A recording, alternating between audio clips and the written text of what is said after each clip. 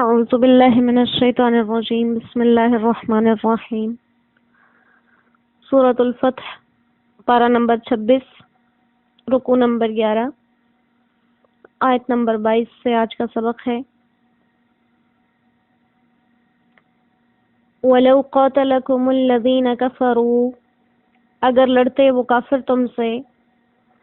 لَوَلَّوُا الْأَدْبَارَ تو پھرتے اپنی پیٹھ کو، ثم لا یجدون پھر نہ پاتے، ولیجن کوئی حمایتی، ولا نصیرا اور نہ ہی مددگار۔ سنت اللہ التی یہ ایک طریقہ چلا آ رہا ہے اللہ کی طرف سے، قد خلت من قبل جو اس سے بھی پہلے گزر چکا، ولن تجد لسنت اللہ اور آپ نہیں دیکھیں گے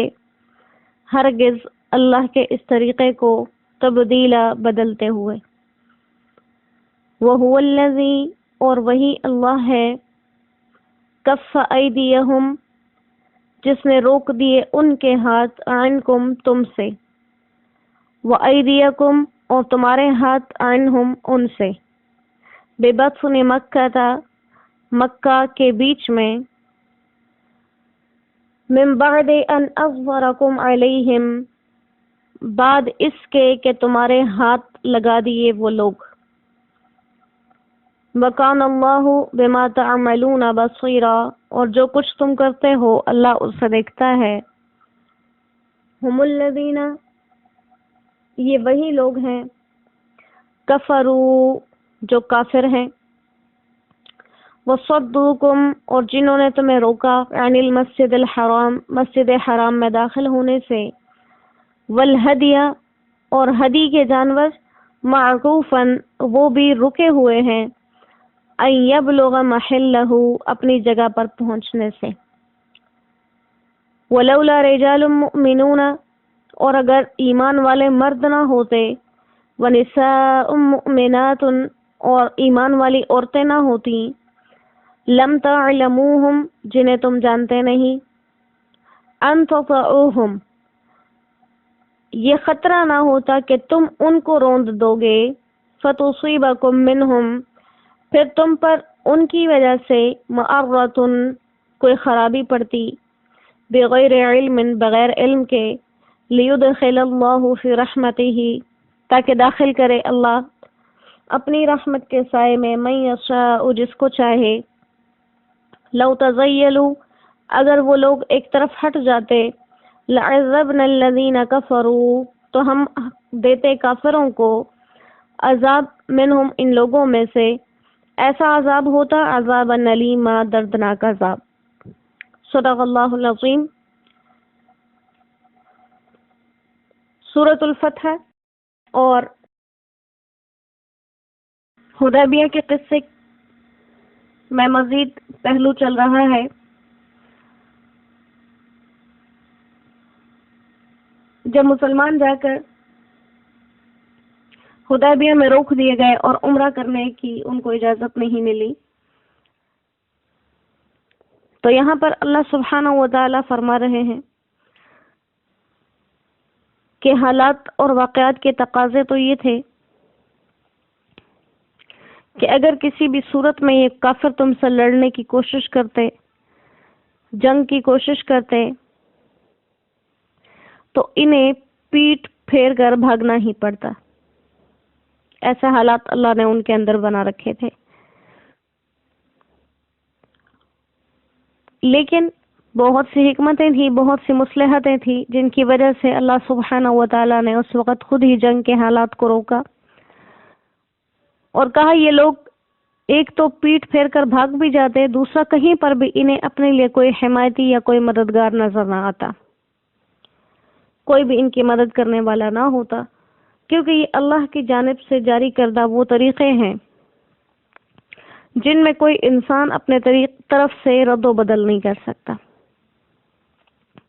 اور سنت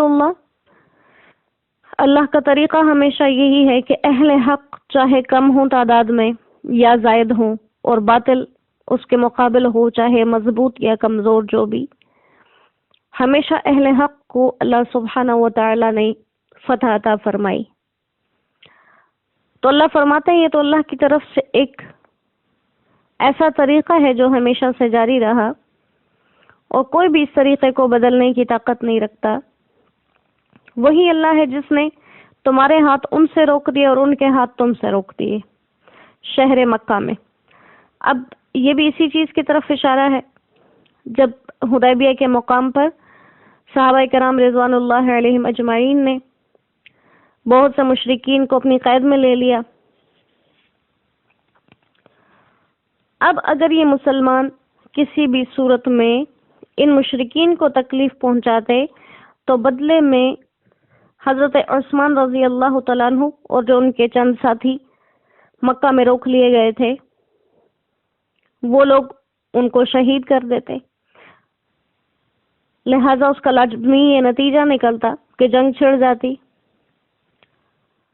اور باوجود یہ کہ اللہ سبحانہ و تعالیٰ نے پہلے ہی آیت میں یہ فرما دیا کہ اگر کبھی جنگ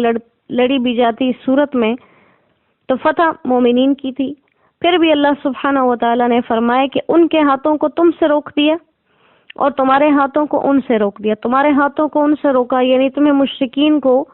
قتل کرنے کی طرف اللہ سبحانہ و تعالیٰ نے مائل نہیں کیا، بلکہ تمہارے دلوں میں یہی بات ڈال کے رکھی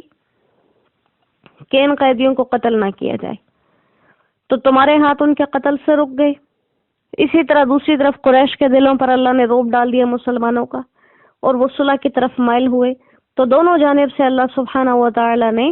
جنگ کو روکنے کے یہ بندوبست کیے، اور جو کچھ تم کرتے ہو اللہ تعالیٰ تمہارے ان کاموں کو دیکھ رہا تھا۔ اور کہا کہ ان کی خطا کیا ہے؟ بے بطن مکہ تھا، یہ جو تم دونوں کو ایک دوسرے پر قدرت حاصل ہوئی یہ مکہ شہر میں، بطن اصل میں عین مکہ کو ہی کہتے ہیں۔ اب یہ حدیبیہ کو ہی مکہ کہا گیا ہے، حالانکہ یہ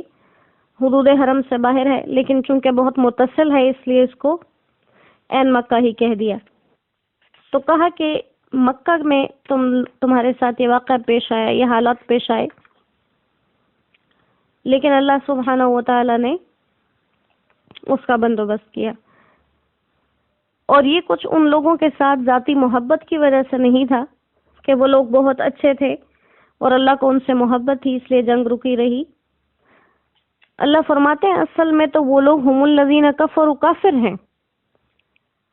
اور وجہ کیا ہے کہ انہوں نے آپ لوگوں کو حرم کے اندر داخل ہونے سے روک دیا، طواف سے روک دیا، صفا اور مروہ کی سعی سے روک دیا، اور صرف یوں ہی نہیں کیا بلکہ قربانیوں کو بھی ان کی جگہ پر پہنچنے سے روک دیا، قربانیوں کو بھی ان کی جگہ پر جانے نہیں دیا۔ جیسے قربانی کو وہاں پر ذبح کرنے کا جو اصل مقام ہے وہ منا ہے، تو قربانی کے جانوروں کو بھی وہاں پر جانے سے روک دیا۔ اب اگر کوئی شخص حج یا عمرہ کرنے کے لیے جائے اور احرام اس نے باندھ لیا ہے، لیکن اس کو کوئی ایسا واقعہ پیش آ جائے ناخوشگوار کہ اس کو مکہ میں داخل نہ ہونے دیا جا رہا ہو اور احرام اس نے باندھا ہوا ہے، تو اس بات پر تو اتفاق ہے کہ قربانی کر کے ہی وہ احرام کھولے گا، لیکن یہ قربانی کہاں ہوگی اس میں اختلاف ہے۔ جہاں روک دیا گیا وہاں قربانی کی جائے گی یا حدود حرم کے اندر ہی اس قربانی کا ذبح کرنا ضروری ہے۔ تو کچھ علماء کا مسلک یہ ہے اسی آیت سے دلیل لیتے ہوئے کہ انہوں نے قربانی کو بھی اس کے محل تک پہنچنے سے روک دیا، کہ قربانی کے لیے کوئی خاص ہی محل ہے اور اسی محل تک جانا چاہیے، جیسے کہا گیا کہ منا کی حدود۔ اور بعض لوگ کہتے ہیں کہ جہاں روکا گیا ہے وہیں پر قربانی کر لے، تو یہاں پر جو آیت میں کہا گیا کہ ان یبلغ محلہ، اس کے ٹھکانے پر پہنچنے سے روک دیا، تو کہتے ہیں اس کو یعنی کہ منا کے اس خاص مقام پہ جو منہر کے نام یعنی کہ ذبح کرنے کی جگہ کے نام سے جانا جاتا ہے اس جگہ پر پہنچنے سے روکا۔ تو بہرحال اللہ سبحانہ و تعالی یہ بتا رہے ہیں کہ ان کے ساتھ جنگ نہ کرنے کی وجہ ان کفار سے محبت نہیں ہے، حالانکہ ان کا جرم تو اتنا بڑا ہے کہ اسی وقت ان کے ساتھ جنگ کی جائے اور ان کو ہلاک کر دیا جائے، لیکن بتقاضائے حکمت ان کے ساتھ جنگ بندی کی گئی ہے، جنگ سے روکا گیا ہے۔ اور اس کی وجہ یہ ہے کہ بہت سے مسلمان مرد اور خواتین اور بچے جن کو تم جانتے نہیں ہو وہ مکہ میں موجود ہیں، اور مکہ کے اندر وہ ایسی حالت میں موجود ہیں کہ تم انہیں جانتے نہیں ہو کہ یہ لوگ مسلمان ہو چکے ہیں۔ جیسے صلح کے دوران ہی ابو جندل کا واقعہ لکھا گیا کہ وہ آئے آپ کے پاس مسلمان ہو کر، آپ نے واپس کیے، تو اب فَتُصِيبَكُم مِّنْهُمْ مَأَرَّةٌ بِغَيْرِ عِلْمٍ، مَأَرَّہ بمانا گناہ کے بھی اور مانا اس کا عیب کے بھی آتے ہیں، کہ اگر تم جنگ شروع کر دیتے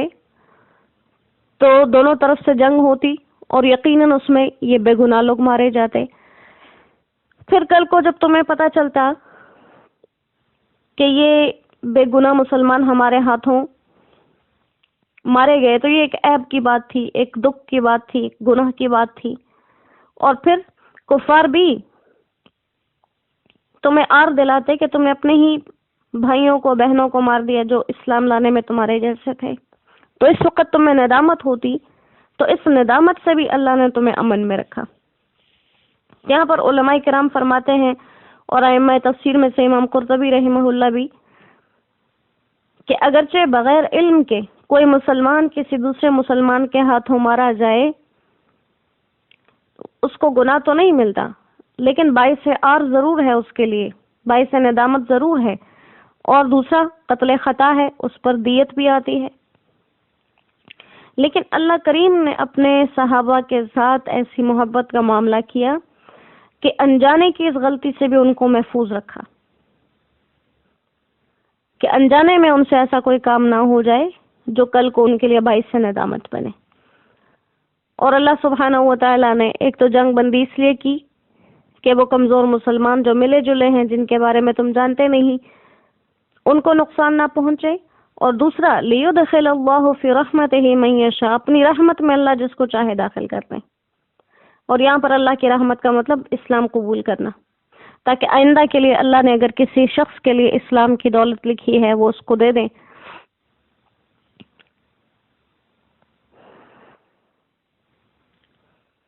لہذا بہت سے لوگ حدیبیہ کے واقعات سے اسلام قبول کر گئے، اور کہا کہ اگر یہ مسلمان ایسے ہوتے لو تزیلوا، تزیل کا معنی تفریق یعنی الگ ہو جانا، کہ مکہ میں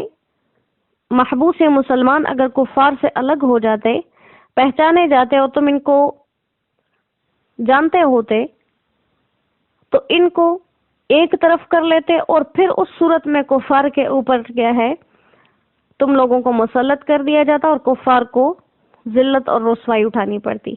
لیکن چونکہ یہ لوگ آپس میں ملے ہوئے ہیں، تم جانتے نہیں ہو، اگر قتل و قتال ہوگا تو ان مسلمانوں کو بچانے کی کوئی صورت نظر نہیں آئے گی تمہیں، تم جان نہیں پاؤ گے، اس لیے اللہ سبحانہ و تعالیٰ نے اس جنگ کو روک کے رکھا ہے۔ تو یہ صلح حدیبیہ کی جو حالات اور واقعات ہیں ان کو دوبارہ مسلمانوں کے سامنے وضاحت سے بیان کیا کہ وہ صلح جو بظاہر بوجھ محسوس ہو رہی تھی، تم لوگوں کو تکلیف ہو رہی تھی اس کے ہونے سے کہ اس میں اسلام دب رہا ہے اور ہم حق پہ ہوتے ہوئے بھی دباؤ برداشت کر رہے ہیں، تو اس کے بہت سے وہ پہلو ہیں جو انسان اپنی فہم کی وجہ سے نہیں جان سکتا، اور وہ علیم و خبیر ذات ہی ہے جو ہر چیز کی تہ تک کو پہچان لیتی ہے۔ اللہ کریم ایسے ہی ہمیں ہر آفت اور ہر مصیبت سے جو ہمارے دین کے حوالے سے ہو، دنیا کے حوالے سے ہو، ہماری حفاظت فرمائے اور ہمارے لیے بہتری کے راستے خود نکال دے۔ وما علینا الا البلاغ وآخر دعوانا ان الحمد للہ رب العالمین۔ السلام علیکم ورحمۃ اللہ وبرکاتہ۔